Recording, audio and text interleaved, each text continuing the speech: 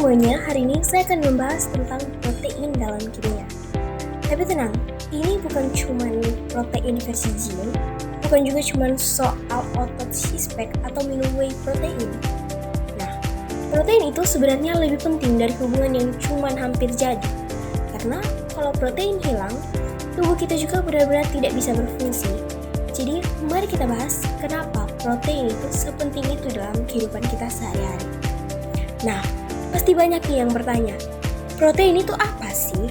Protein adalah makromolekul kompleks yang tersusun dari rantai asam amino. Kalau dianalogikan, asam amino itu seperti huruf-huruf.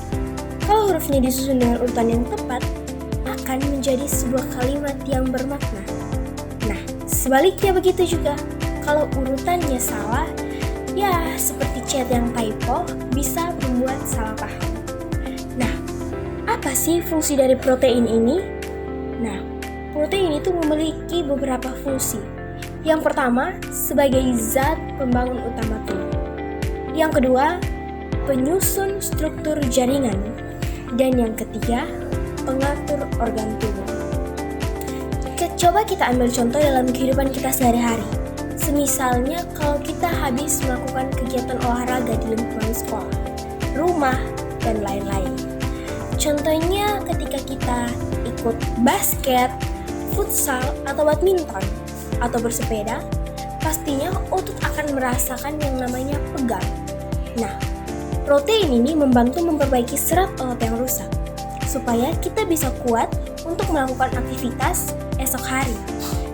Contoh lain, kalau misalnya lagi jerawatan atau memiliki luka kecil, protein juga membantu memperbaiki jaringan kulit.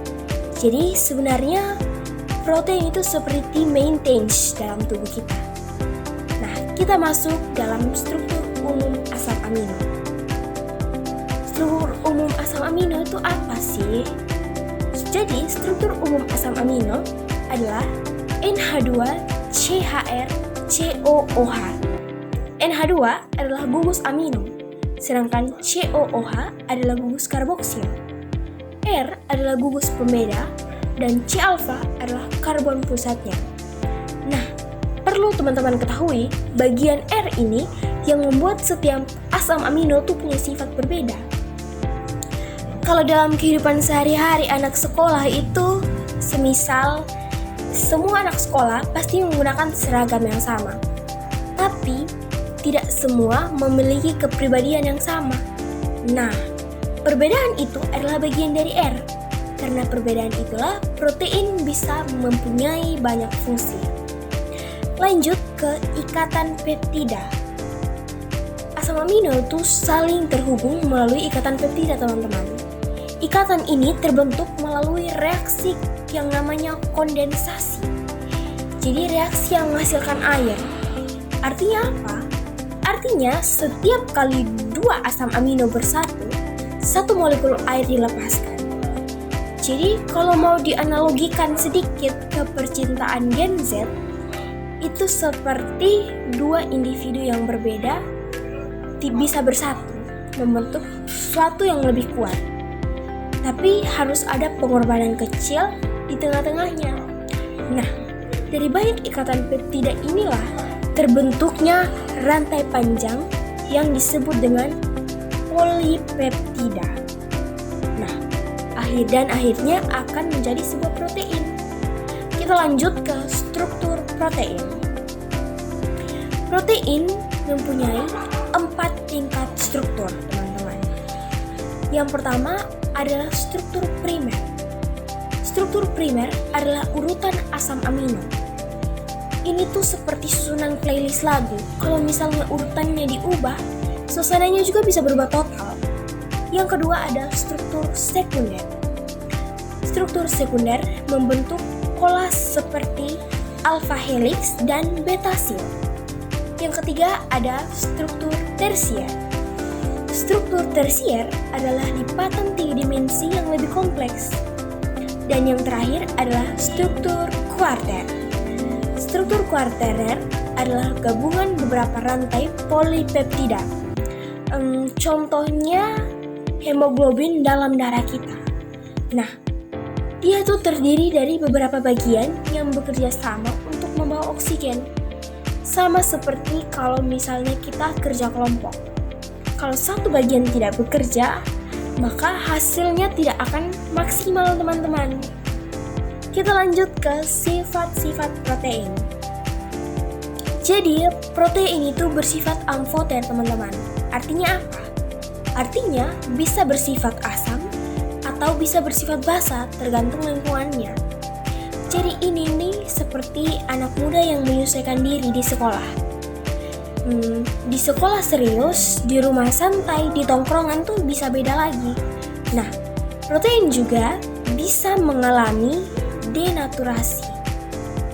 Jadi, protein ini memiliki titik isoelektrik, teman-teman, yaitu pH tertentu, di mana muatannya ini netral dan umumnya tidak larut dalam pelarut organik. Nah, jadi intinya protein itu sensitif terhadap lingkungan. Kalau semisalnya lingkungannya ekstrim, strukturnya juga bisa berubah. Kita akan masuk ke denaturasi protein. Denaturasi protein itu apa sih? Nah, denaturasi protein adalah perubahan struktur 3 dimensi protein akibat panas, pH ekstrim, atau bahan kimia. Contoh paling mudah adalah putih telur yang dipanaskan. Putih telur awalnya kan mentah, cair, dan transparan, lalu menjadi putih dan padat ketika dipanaskan atau ketika dimasak. Nah, itu tuh kalau diibaratkan ke kehidupan Gen Z yang sekarang, ketika tekanan terlalu besar, seseorang bisa berubah sikap, bukan karena dia berbeda secara dasar, tapi karena lingkungannya yang berubah. Nah, pada denaturasi, struktur primer tidak rusak, tapi bentuk lipatannya yang berubah. Jadi itulah sebabnya suhu tubuh yang terlalu tinggi bisa berbahaya. Karena apa? Karena bisa merusak struktur protein dalam tubuh. Yang terakhir, kita akan masuk dalam fungsi protein. Protein memiliki banyak fungsi penting, teman-teman. Yang pertama, protein itu bisa berfungsi sebagai enzim.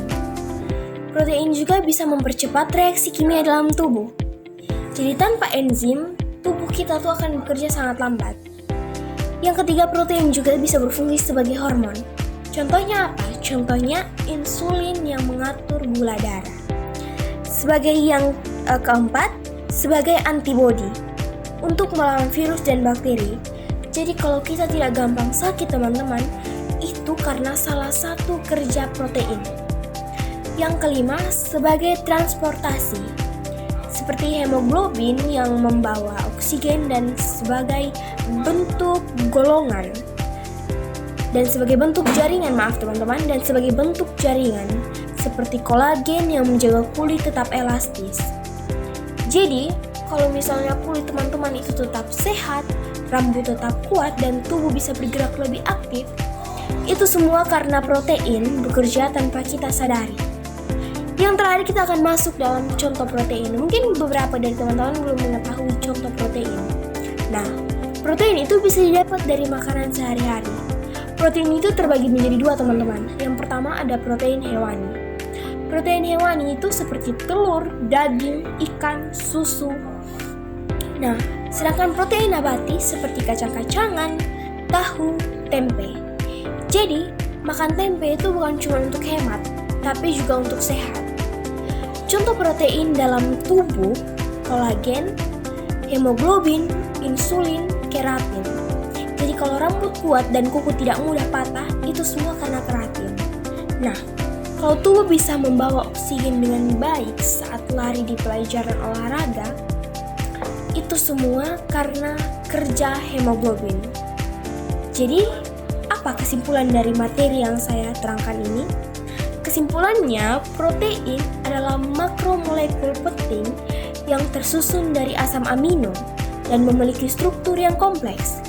Protein juga berperan dalam pembentukan jaringan metabolisme, sistem imun, hingga aktivitas sehari-hari loh, teman-teman. Apalagi kita nih sebagai pelajar, tanpa protein, tubuh tuh tidak bisa memperbaiki diri, tidak bisa tumbuh dan tidak bisa berfungsi dengan baik.